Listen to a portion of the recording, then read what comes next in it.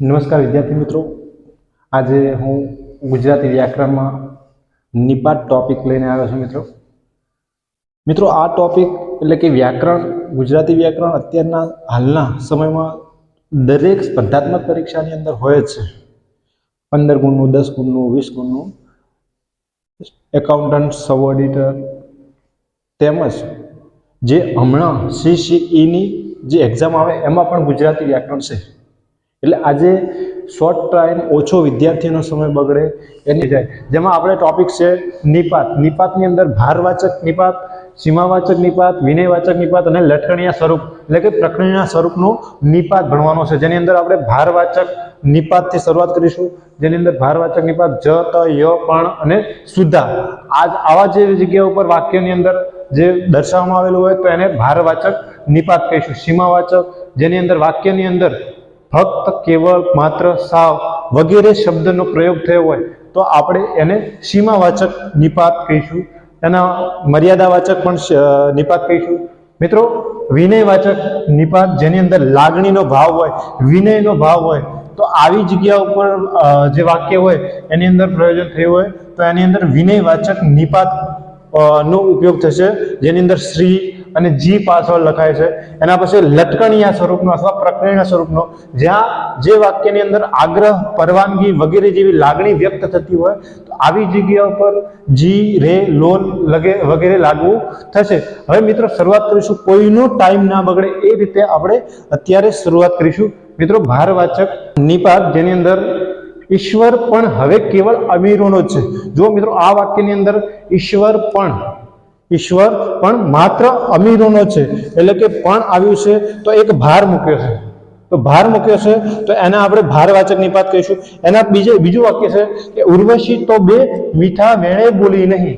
મિત્રો આ વાક્યમાં પણ જો ભાર મૂક્યો છે, ઉર્વશી તો એટલે આ તો છે ને એ ભાર મૂક્યો છે, એટલા માટે ઉર્વશી તો પણ મીઠા વેણે બોલી નહીં. એના પછી બીજા નંબરનું છે સીમાવાચક.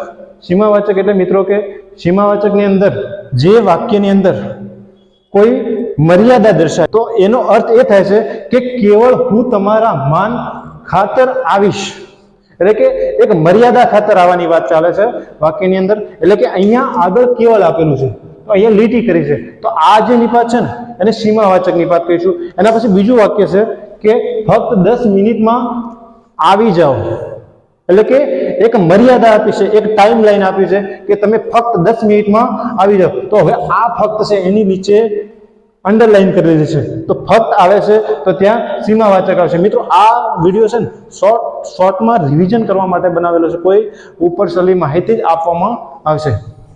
મિત્રો એના પછી છે વિનયવાચક નિપાત, જેની અંદર આપણે વિનયવાચક નિપાત એટલે કે માન આદરની લાગણી વ્યક્ત થાય, જે વાક્યની અંદર માન આદરની લાગણી વ્યક્ત થાય ત્યાં વિનયવાચક નિપાતનો ઉપયોગ થશે.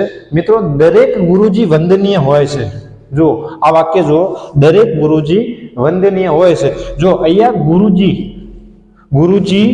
વંદનીય હોય છે, એટલે કે અહીંયા ગુરુજી, જી ગુરુની પાછળ જી લાગ્યું છે એટલે અહીંયા એમને એક વિનય આપ્યું છે, માન આપ્યું છે, આદર આપ્યો છે ગુરુજી. એના પછી છે દાદાજી,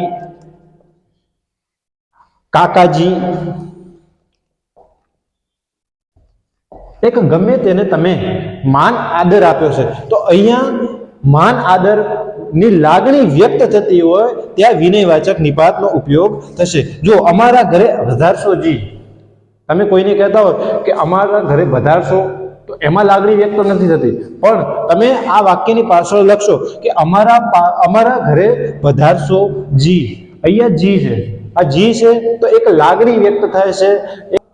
ચોથા નંબરનું છે પ્રકરણવાચક અથવા લટકણીયા રૂપ નિપાત, જેને વાક્યના અંતે આગ્રહ કે પરવાનગી આપતો હોય.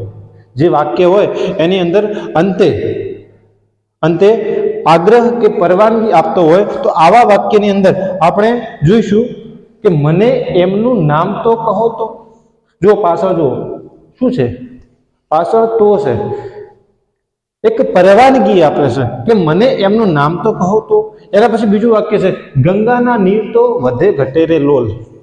આ પણ એક અંતે પરવાનગી અથવા આગ્રહ કરે છે કે ગંગાના નીર છે ને એ વધે અથવા ઘટે રે લોલ.